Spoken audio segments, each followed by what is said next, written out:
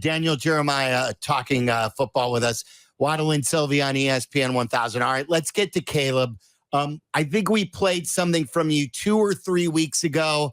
As you would expect, anyone who didn't expect, it happens most times with rookie quarterbacks where they're going to have some big growing pains. And it wasn't good early in those first couple of games. And I think we played something from you where you were more of a calming influence, I believe.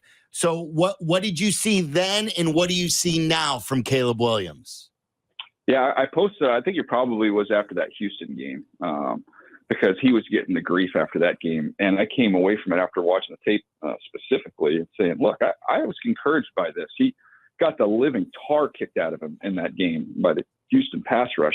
And they were very close on, 3 or 4 plays down the field. He's getting hit in the chest, misses DJ Moore by, I'm telling you, like a foot, 40 yards down the field. He lets one rip on a seam that's going to get him down inside the 5. It's pass interference, so he gets no credit for the passing yards, but it was throw it in the mud in that middle of the field, which a lot of young quarterbacks are reluctant to do. I'm like, okay, so he's willing to work in that part of the field. That's an encouraging sign.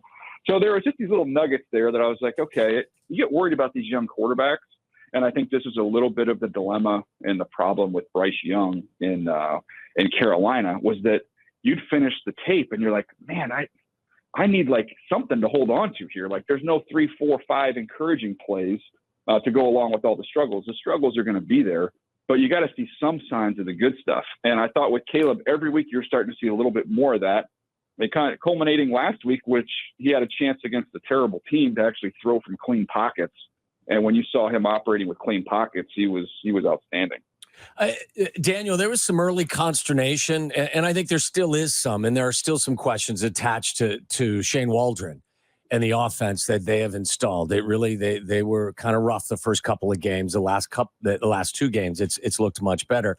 What are your thoughts on Shane as an offensive coordinator and the combination of Shane working with Caleb going forward? Yeah, I would say I was Shane neutral coming into that era. I think some people have hot takes one way or the other on all coordinators.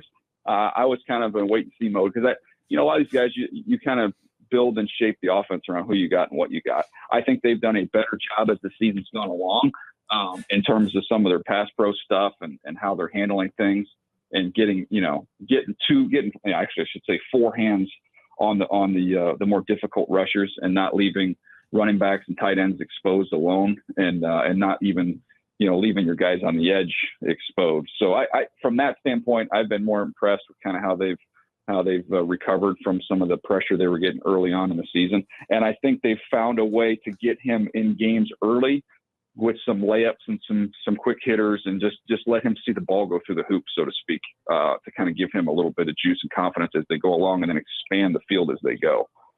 So I think probably the offense we see now is, much better than we saw, the first 2 weeks, and hopefully when we're, visiting again here in another month, that it continues to trend in that direction. How do you feel about the hot taking about Jaden Daniels versus Caleb Williams? I think it's kind of silly. I said in the run up to that draft, I liked all 3 of those top guys a lot.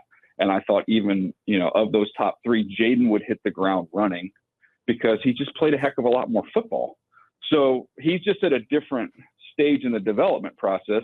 I still believe Caleb has more in the tank just because of his arm and some of the creativity that he has.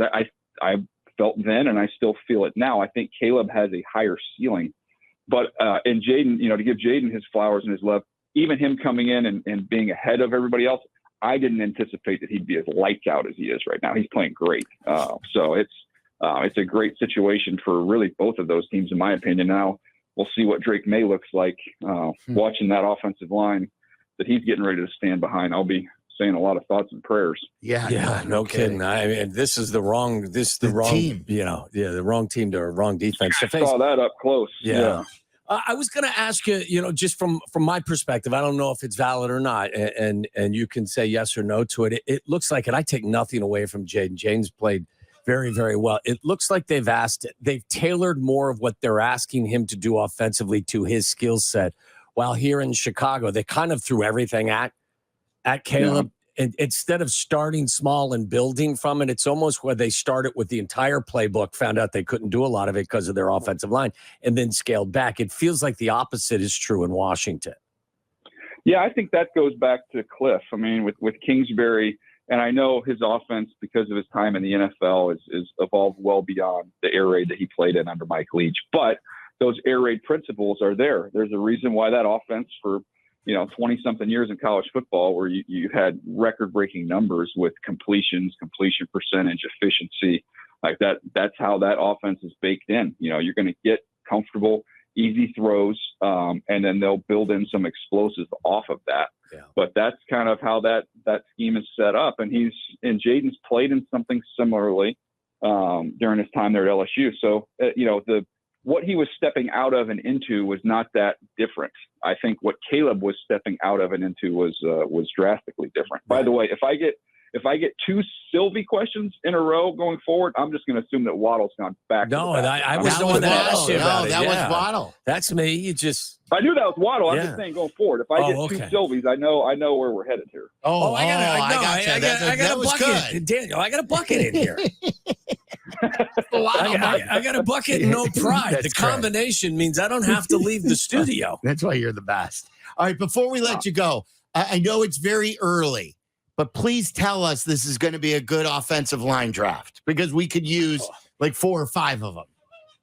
You know what's funny this time of year, because I haven't got deep into it, but I always chuckle because I talk to teams that are playing terrible on the offensive line. So I'll talk to GMs, assistant GMs, and I'll be like, hey, as I get into this thing, like, how's the draft look? And, it's a loaded offensive lineman. There's just offensive linemen everywhere. And I go, wow, that's great. Then I'll call a team that, is terrible at receiver. And they're like, oh, man, there's so many receivers in this draft. I'm like, wait, are all these college kids good, or do your players suck so bad that you cannot – any of these guys are going to be an upgrade over what you got? Yeah. So I guess it's just demand. Yes. Sure. Well, are you going tonight, by the way? So my brother just called me on the line. So we've got the tickets, but here's the dilemma. My son has high school football practice, so he wouldn't be able to go. So it's, do I want to stay home, watch the game with him? And we've had a really good run when we've watched the games together. Or do I go to the game with my brother? So I have not made a final decision. Where would you guys go in that world? I'd stay with if the mojo is working with your son, and especially these are the memories, like I'd stay with your son. That's what I would. Yeah, I have all daughters. They're not interested in baseball. I'm going with my brother. I'm getting hammered. Oh, really? Okay. I'm going to get hammered and watch the Padres clinch the series. That's what I would do. By the way, it's probably a few years down the road, but if Waddle does not take advantage of this, like 10 years from now, and you can swaddle in a Waddle man diaper. Oh, yeah. And then you put like a Chicago Bears logo on that thing. I mean, you are going to be a wealthy man. Yes. Absolutely. It's already available right here on the ESPN 1000 website. You know that. Come on. Fantastic. Yeah. Daniel, we always appreciate your time. You're great at what you do, and go Pods, all right? Thanks, Daniel. I appreciate it. You guys are the best. We'll see you.